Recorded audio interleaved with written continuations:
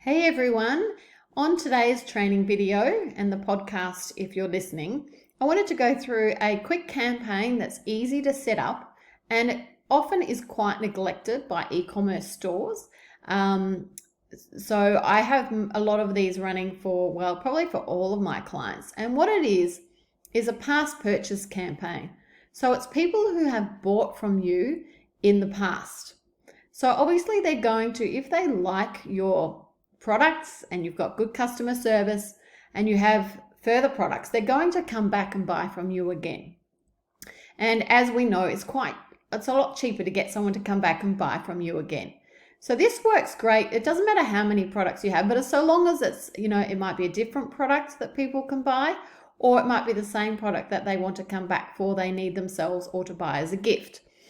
So there's two ways that I actually do this. Now this ad account here, for those of you who know, I'm actually running a multiple different audiences, different ad sets within a CBO. But it doesn't matter how you do it, just don't neglect people who've bought from you in the past.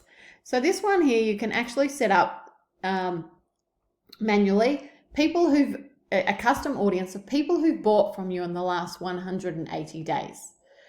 As you can see, they like your products, they're going to come back again. And in this campaign, we're actually running different products. So people might see, they might come back and get the same product, yes, but they might see a different product that they go, oh, actually, I'm going to buy that. And as you can see, it's a 37 times return on the lifetime of the campaign. And even in the last 30 days, we're sitting at a 32 times return. It's got the best return. So I wanted to show you that. It's one way, and that's different products or different creatives within that ad set. So definitely, even if it's $5 a day, you set up a custom audience, people who've bought from you in the last 180 days. You can experiment with time frames, but in the last 180 days, this one is, and this can be an evergreen campaign. It can keep going for a very long time. There's another way to do it within the DPA, the catalog sales ad. And this one here, once again, it's people who've bought in the last 180 days. And you can set that up in this ad. Most of you are probably familiar with, you can target people who added to cart within this ad or viewed content. But you can also target people who've purchased from you. So this one here is a little bit different. We're not showing them different products. You can do that like the other way, but this one here, we're actually offering a discount. And what this ad says, I can't show you the exact brand. What this ad says is, hey, thanks for your order. We'd love to have you come back and we'd love to give you a discount.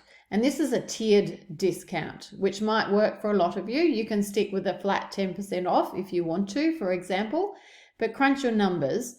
But what this brand is doing, a 5 to 20% off. So I believe we've got a 5% off if you spend $50.